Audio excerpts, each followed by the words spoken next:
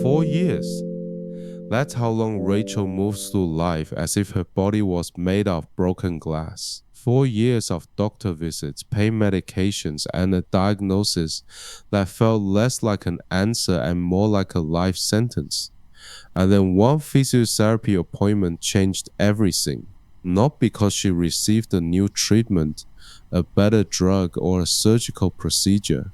It changed because she learned something her doctors had never told her. Something that modern pain science has known for over 2 decades. Pain is not always damage. Stay with me, because by the end of this conversation, that one sentence might completely change how you relate to your own body. Welcome to the Wellness Bridge. I'm Gary Chen, physiotherapist and founder of GC Integrative Physiotherapy and Wellness on the Gold Coast. This podcast exists to build a bridge between cutting-edge Western science and ancient Eastern wisdom.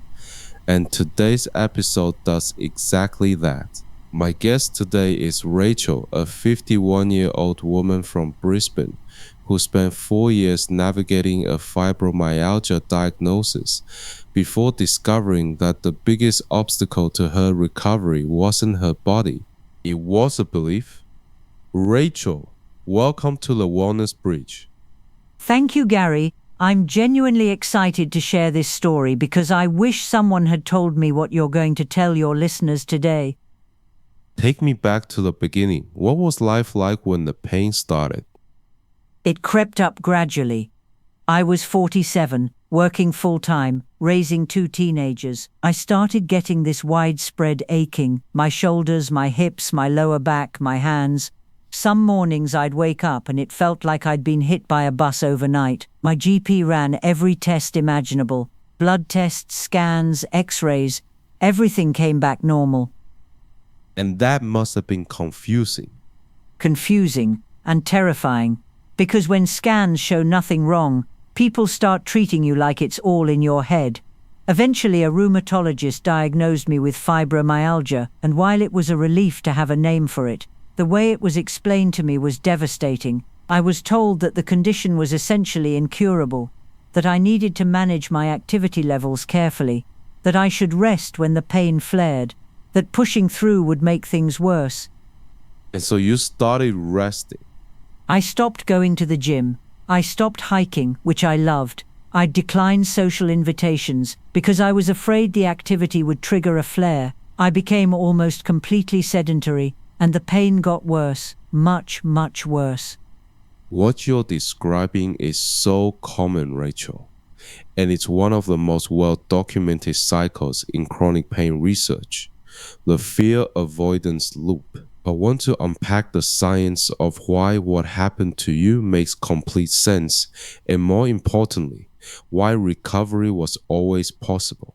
Here's what modern pain neuroscience tells us that most people, including many clinicians, still haven't fully integrated. Pain is not a measurement of tissue damage. Let me say that again because it matters. Pain is not a measurement of tissue damage. Pain is your nervous system's best guess about whether your body is under threat. It's a protection signal, not a damage readout.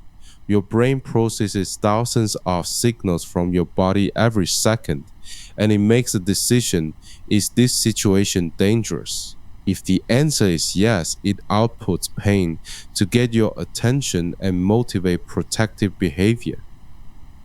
Now, this is absolutely crucial in the short term. Sprain your ankle and pain tells you to rest it. That's pain doing its job. But here's where fibromyalgia and many forms of chronic pain become something different entirely. A 2023 systematic review published in the International Journal of Environmental Research and Public Health reviewed 15 randomized controlled trials on pain neuroscience education. It found that in fibromyalgia and chronic musculoskeletal pain, the nervous system itself had become sensitized, amplifying signals that were no longer connected to actual tissue threat. This is called central sensitization. Your alarm system gets recalibrated to a hair trigger setting. Things that shouldn't hurt. Light touch, gentle movement, even temperature changes start triggering the alarm. And here's the critical piece that Rachel's early clinicians didn't explain. Research on kinesiophobia, the fear of movement, shows that between 51 and 72% of chronic pain patients develop a genuine, neurologically measurable fear of physical activity.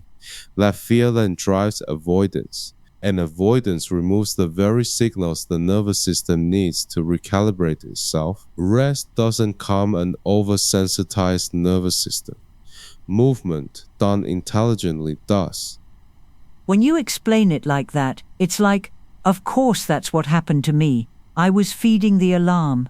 Every time I rested, I was confirming to my nervous system that movement was dangerous. Exactly. And a 2025 network meta-analysis in the European Journal of Pain, 50 randomized trials, nearly 4,000 participants, confirmed that all forms of exercise consistently outperform rest for fibromyalgia outcomes. The research is unambiguous. Your body needed movement, not protection. Now, here's where I want to bring in something from a completely different tradition. Because Western pain science and ancient Taoist philosophy have arrived at the same insight from opposite directions. And I find that extraordinary. In Taoism, there is a central principle called Wu Wei. It's often translated as non-resistance or effortless action. The idea is not passivity, it's alignment. It's moving with the natural flow of things rather than against it. The great Taoist teacher Lao Tzu wrote, "Yield and overcome, bend and be straight." Now think about what happens in the pain avoidance cycle. The patient feels pain, perceives it as damage, and fights against their body, tensing, bracing, protecting, withdrawing. They are in a state of total resistance. And pain science tells us that resistance amplifies the signal. The more you fight the alarm, the louder the alarm gets. Wu Wei says yield, not to give up, but to stop opposing, to approach your body with curiosity rather than fear, to move gently, intelligently with awareness, and discover that the anticipated catastrophe does not occur. In clinical pain research, this is called expectancy violation. You perform a feared movement, nothing terrible happens. Your nervous system files a new piece of evidence.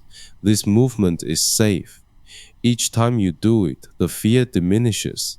The inhibitory learning replaces the conditioned fear response. Two traditions separated by thousands of years and completely different epistemological frameworks, both pointing to the same truths.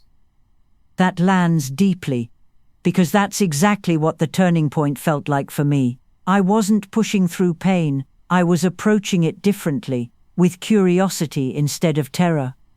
Let me give listeners 5 things you can take away from Rachel's journey right now. Number 1, reframe what pain means.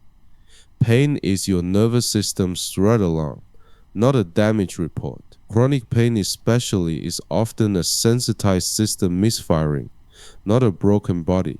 This shift in understanding alone has been shown to reduce pain intensity in multiple clinical trials. Number 2, understand the fear avoidance cycle. If you've been resting more and doing less, and the pain hasn't improved, you may be caught in this loop. Rest reinforces the nervous system's belief that movement is dangerous. Recognizing the loop is the first step to exiting it. Number 3, start impossibly small. When returning to movement after chronic pain, the goal is not fitness, it is safety evidence.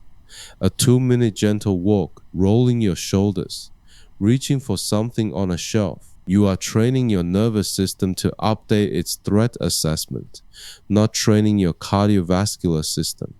Number 4, Expect discomfort during early movement and don't interpret it as harm. A 2025 review in physical therapy found that patients who understood this, that experiencing some pain during movement doesn't mean damage is occurring, achieve significantly better long-term outcomes than those who use pain as a stop signal. Number 5. Find a clinician who speaks pain science. Not all practitioners are equally trained in this area.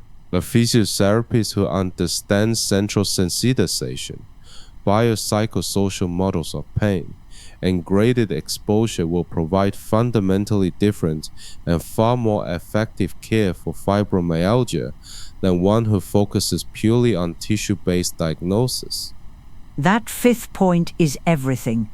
The physiotherapist who finally helped me was the first person who explained my pain in a way that made me feel like I wasn't broken. She said, "Your nervous system learned something incorrect. We're going to teach it something new." That was the moment I stopped feeling hopeless.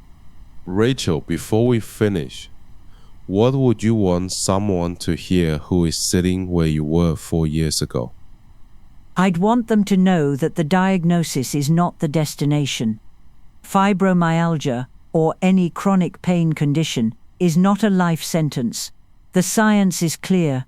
The nervous system can change, it can unlearn, it can recalibrate. And that recovery might not start with a new medication or a new scan. It might start with a single sentence: pain is not damage. That's an extraordinary place to land. Rachel, thank you for your courage in sharing this. And thank you to every listener who stayed with us today. If this episode planted even one seed of curiosity about your own relationship with pain, it has done its job. Remember, your body is not your enemy. It's a system that learned something that wasn't true. And what can be learned can be unlearned. Together, we find balance in one. Until next time on the Wellness Bridge, I'm Gary Chen. Take good care of yourselves.